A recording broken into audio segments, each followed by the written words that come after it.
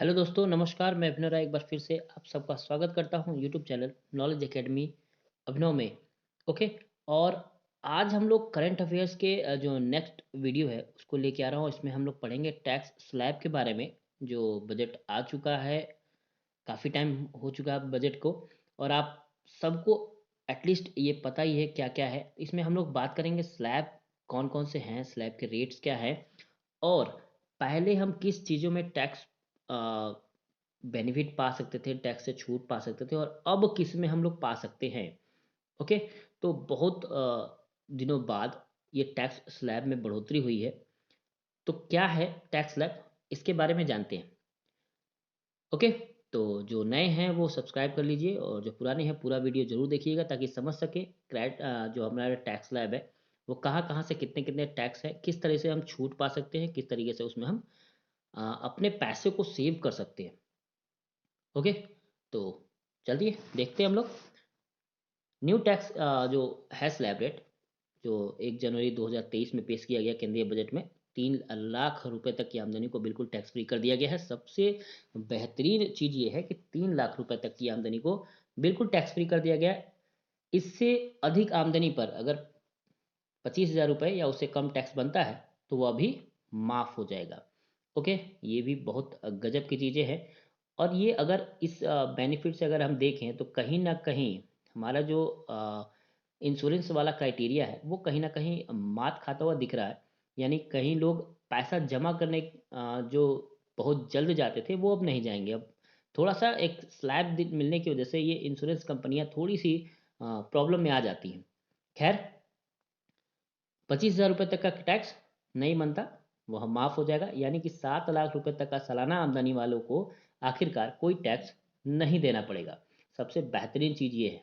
आपकी साल भर की आमदनी पर कुल कितना इनकम टैक्स है, अब देखते हैं हम लोग टैक्स स्लैब के बारे में। ये एक स्लैब है, इनकम टैक्स स्लैब 23-24 की। ठीक है। तो अभी हम लोग देखते हैं क्या क्या है इनकम टैक्स स्लैब। तो 0 से 3 लाख रुपए तक के बीच वाले हिस्से पे कोई टैक्स नहीं है सालाना। 3 से 6 लाख रुपए तक के अगर आप सालाना कमा रहे हो तो 5% टैक्स जो होगा वो गवर्नमेंट को आप दोगे। 6 से 9 लाख रुपए तक के हिस्से अगर आ रहे हैं तो 10% देना होगा। 9 लाख से 12 लाख रुपए तक के बीच अगर दे रहे हो तो 15%। 12 लाख से 75 लाख रुपए तक के बीच अगर है तो 20%, और 15 लाख से ऊपर है तो 30% टैक्स आप भारत सरकार को प्रोवाइड कराओगे। ठीक है, ये हमारा टैक्स स्लैब है जो बजट में आया। नेक्स्ट, वित्त वर्ष 23-24 में हेल्थ और एजुकेशन को लेके क्या है, क्या इसमें आता है। तो इनकम टैक्स स्लैब के हिसाब से जो भी टोटल टैक्स बनता है, जो भी आपका टैक्स बनता है, याद रखिएगा, टोटल टैक्स बनता है उसका 4% हेल्थ और एजुकेशन के लिए जोड़ना होगा। अच्छा। यानी ध्यान रखें कि आपकी गणना जो है आमदनी के हिसाब से नहीं होती, बल्कि सिर्फ इनकम टैक्स के हिसाब से होती है कि आप इनकम टैक्स कितना दे रहे हो। उस हिसाब से अगर मान लीजिए बीच में अगर कोई एल कराते हैं या कोई जीवन बीमा या कुछ भी ऐसे इंश्योरेंस या एनजीओ टाइप करवा रहे हो, तो उस टैक्स में क्या होता है वो कमी हो जाती है। उस टैक्स में कमी होने की वजह से जो हेल्थ और एजुकेशन में है वो 4% वो भी कम हो जाता है। ठीक है। आपकी इनकम पे नहीं होता, ये किस पे बनता है, आपके टैक्स पे बनता है। ठीक, उदाहरण के लिए जो 1,000 रुपये का इनकम टैक्स बनाना है, इस पे हेल्थ एजुकेशन जो होगा वो इस प्रकार होगा। यानी इनकम टैक्स की मात्रा 1,000 रुपये है, हेल्थ के लिए हम 4% अगर दे रहे हैं तो 1,000 का 4% यानी 40 रुपये जो होगा वो इसमें टैक्स में चला जाएगा। ठीक। अगर किसी व्यक्ति का इनकम टैक्स 10,000 रुपये बनता है तो इसका 4% यानी 400 रुपये हेल्थ और एजुकेशन टैक्स में जोड़ना हो जाएगा, जमा करना पड़ेगा। ठीक है, यानी एक टैक्स तो कट रहा है, हेल्थ और एजुकेशन के लिए भी एक टैक्स बनता है। ओके। 23-24 के लिए सर्च चार्ज कितना होगा। सर्च चार्ज उनको उनके लिए होता है जो ज़्यादा टैक्स पे ही होते हैं, उनको अदर तरीके से भी एक सरचार्ज देना होता है। ओके। भारत सरकार उसे सरचार्ज भी लेती है। तो 50 लाख से ज़्यादा सालाना आमदनी वाले इनकम टैक्स के साथ सरचार्ज भी जोड़कर देना पड़ता है। ओके। सरचार्ज की दरें क्या है। तो 50 लाख से 1 करोड़ के बीच की आमदनी होने पर 10% सरचार्ज। या देखिए, टैक्स तो जुड़ेगा, साथ ही साथ इसका जो सरचार्ज है वो भी जुड़ के आपके पास दिया जाएगा। ठीक है। 1 करोड़ से 2 करोड़ के बीच की सालाना आमदनी वाले को 15% सरचार्ज देना होगा। 1 करोड़ से 2 करोड़ के बीच की सालाना आमदनी होने पर इनकम टैक्स को 25% सरचार्ज जुड़ जाएगा। ओके।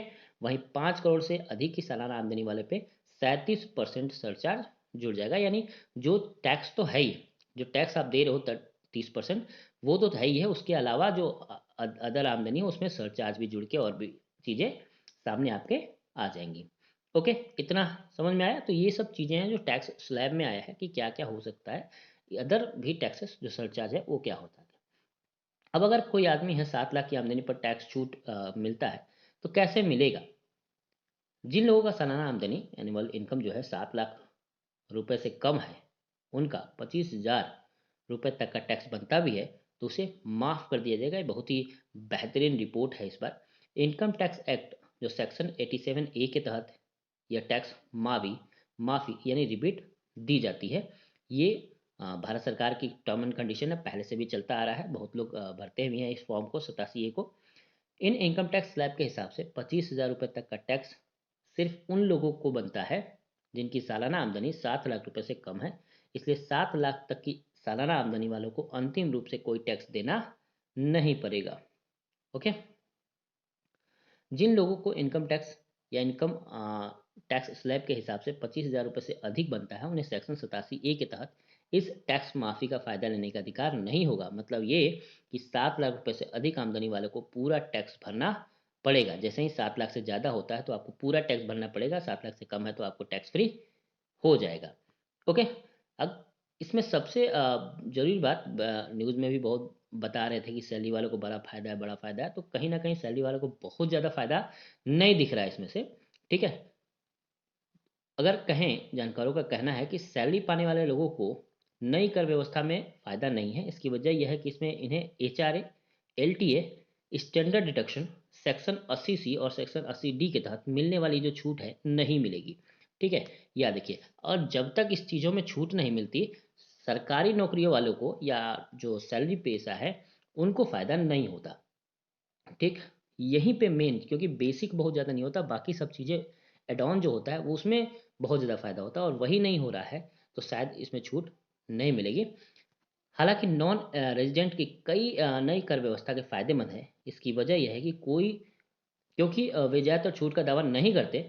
नई व्यवस्था में कंप्लायंसेस कम है और रिटर्न फाइल करने के बेहद आसान है। इसमें भविष्य की जांच के लिए कागजातों को संभाल कर रखने की झंझट भी नहीं है, सब कुछ ऑनलाइन है, कोई झंझट नहीं है। एक बटन क्लिक करो और सारा RTR फिल करा लो, ये वाला कंडीशन हो गया है। चलिए अब देखते हैं पुराने टैक्स सिस्टम में कहाँ मिलती थी टैक्स छूट, कहाँ कहाँ हम लोग क्या क्या प्लान करते थे जिससे हम टैक्स से बचत ले लें पुराने वाले में। अभी हम लोग नए वाले में भी देखेंगे क्या क्या हो सकता है। तो पुराने में हाउसिंग लोन अगर लेते थे तो टैक्स से बचते थे। PPF है, EPF निवेश है, डिपॉजिट है जहाँ पे 80 TTA का होता है, FD करवा ले, बच्चों के ट्यूशन फीस में, नौकरी करने वाले जो स्टैंडर्ड डिडक्शन है 50,000 रुपये तक का, उसमें LTA यानी लीव ट्रेवल अलाउंस अगर हम जा रहे हैं, ठीक, तो वहाँ पे भी हम लोग छूट ले सकते हैं। HRA यानी house rent allowance, medical insurance, 80DD यानी दिव्यांगों के लिए टैक्स छूट, 80U यानी दिव्यांगों के खर्चे पर टैक्स छूट, 80E एजुकेशन लोन पर टैक्स छूट, ये काफ़ी लोग करवाते हैं। सेक्शन 16 इंटरने जो इंटरटेनमेंट अलाउंस है वो है 80GG मकान के लिए किराए पर छूट, 80G डोनेशन दान पर छूट, और 80EEB यानी इलेक्ट्रिकल व्हीकल्स पर टैक्स छूट था। ठीक, अब ये सब चीज़ें बदल दी गई हैं। अब क्या होगा, न्यू टैक्स सिस्टम में कहाँ मिलेगी छूट, क्या कर सकते हैं हम लोग? तो किराए स्टैंडर्ड डिडक्शन ये अभी भी है। खेती से होने वाली आमदनी पर टैक्स छूट मिल गया है, ये किसानों के लिए बहुत बढ़िया है। जो किसान है वो अगर इस चीज़ को समझ ले तो न्यूज़ वाले बहुत अच्छे से समझा भी रहे थे। तो इसलिए किसान का एक वोट बैंक बहुत बेहतर बन सकता है। PPF पर मिलने वाला ब्याज है अभी भी मिलेगा। BPF बीमा की मेच्योरिटी की रकम पर छूट मिल सकती है। मृत्यु पर बीमा से मिली रकम छटनी पर जो मिला मुआवजा है, को अगर कुछ ऐसा होता है तो मुआवजा भी दिया जाएगा। रिटायरमेंट पर लीव इनकैशमेंट ये सब प्रोवाइड करा जाएगा। VRS voluntary retirement, Sukanya Samriddhi खाते पर मिली ब्याज और मेच्योरिटी रकम, ये सब टैक्स पेयर के लिए छूट है आज के डेट में। सीनियर सिटीजन को क्या फ़ायदा होगा इससे? तो सीनियर सिटीजन अगर विशेष छूट ले रहे हैं तो मौजूदा स्लैब सही है, ठीक है, अगर छूट ले रहे हैं तो। लेकिन पेंशन इनकम पर 50,000 की छूट ले रहे हैं तो मौजूदा स्लैब में रहना ही ठीक है। ठीक है, ज़्यादा माथापच्ची ना करें। अगर आप मेडिकल इंश्योरेंस, मेडिकल खर्च की छूट ले रहे हैं तो शिफ्ट ना करें। पुराना वाला बेस्ट है। 80 टीटीबी और 50,000 तक की छूट ली है तो स्विच ना करें। और आप डॉक्टर, वकील, इंजीनियर या चार्टर्ड अकाउंटेंट हैं तो नई स्कीम में आ सकते हैं। खास बात यह है कि आप हर साल नए पुराने स्कीम के बीच चुन सकते हैं कि आप कौन सा बेस्ट ले सकते हैं।